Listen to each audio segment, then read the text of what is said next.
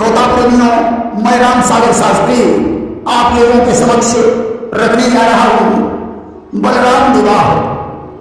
देखिए, आंध्र प्रदेश के राजा का नाम रेवती था, जिनका जन्म श्राद्ध देवमन के वंश में हुआ था। राजा रेवत की पुत्री का नाम रेवती था। रेवती जब विवाह के योग्य हो गई तो राजा को उसके विवाह की चिंता सताने लगी। एक दिन की बात है, राजा रेवत रेवती के लिए उचित वर पूछने हेतु ब्रह्मा जी के पास गए। ब्रह्मा जी ने रेवत को सभा में बैठा लिया। वहां गंधर्वी राग हो रहा था। राजा रेवत बैठकर गीत सुनने लगे। गीत समाप्त होने के पश्चात ब्रह्मा जी ने रेवत से पूछा, कहो पुत्र, किस लिए आए हो? रेवत ने कहा, पितामह, कन्या विवाह के योग्य हो गई है, उसके लिए कोई वर बतलाइए। ब्रह्मा जी ने कहा, पुत्र, तुमने ये बात मुझे तुरंत क्यों नहीं बताई?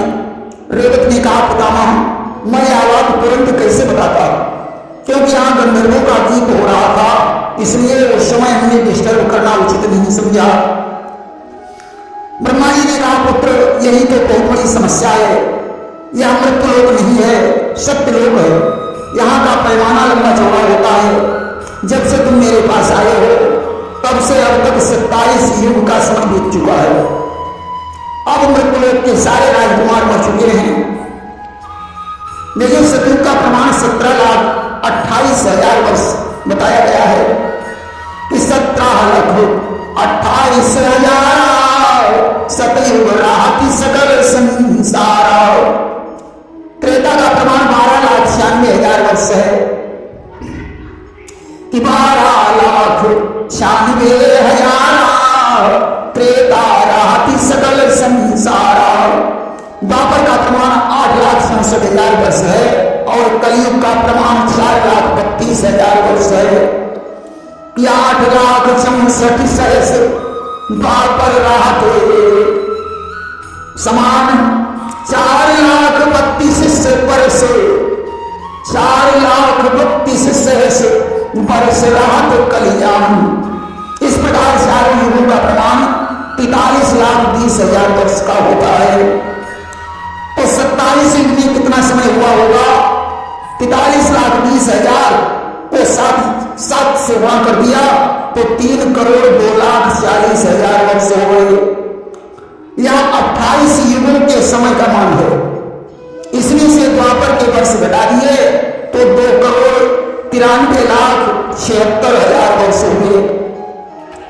राजा रेवत को वहां गए हुए इतना समय बीत चुका था। या हम ये कहें कि एक गीत में इतना समय लगा। अब जब एक गाना गाने में 2,93,76,000 वर्ष लग सकते हैं तो एक दिन कितना बड़ा होता होगा? जब चारों युग 1,000 बार आते हैं तब ब्रह्मा के 12 घंटे होते हैं। 43,20,000 को 1,000 से गुणा कर दिया तो 4,32,00,000,000 वर्ष हुआ। यह 12 घंटे का समय है, यानी 24 घंटे के समय में 8,64,00,000,000 का समय लगेगा। तब ब्रह्मा का एक दिन रात होगा। देखिए, एक दिन रात में 60 घड़ी होते हैं। 60 घड़ी का दिन और 30 घड़ी का दिन और 30 घड़ी की रात होती है। एक दिन में 12 घंटे और एक रात में 12 घंटे होते हैं। इस प्रकार 2.5 घड़ी का 1 घंटा और 2.5 मिनट का 1 पल तथा 2.5 सेकेंड का 1 विपल होता है। गुणा भाग करने पर ब्रह्मा जी की 30 घड़ी में 4,32,00,000,000 वर्ष होते हैं तो 60 घड़ी में 8,64,00,000,000 वर्ष होते हैं। एक घड़ी में 14,40,00,000,000 वर्ष होते हैं तथा एक पल में 24,00,000 वर्ष होते हैं तथा 40,000 वर्षों का 1 विपल होता है। अब 1 घंटे में कितना समय होगा?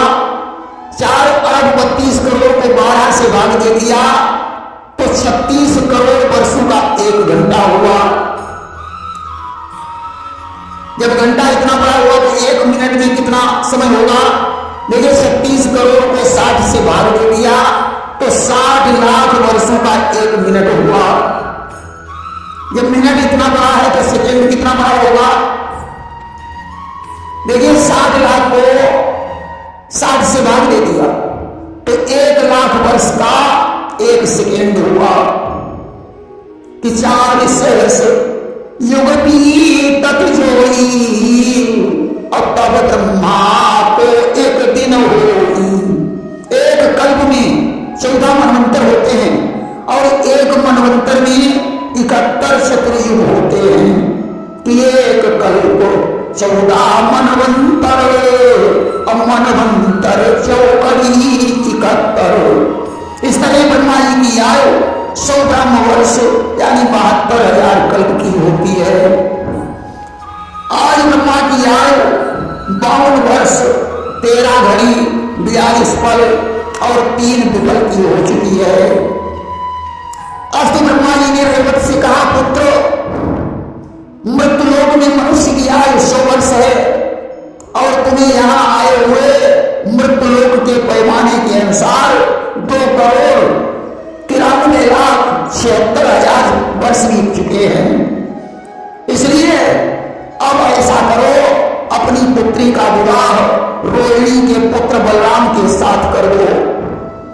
राजा अनर्थ ने बलराम के पास टीका भेज दिया और शुभ मुहूर्त में बलराम के साथ वैदिक विधि से विवाह कर दिया।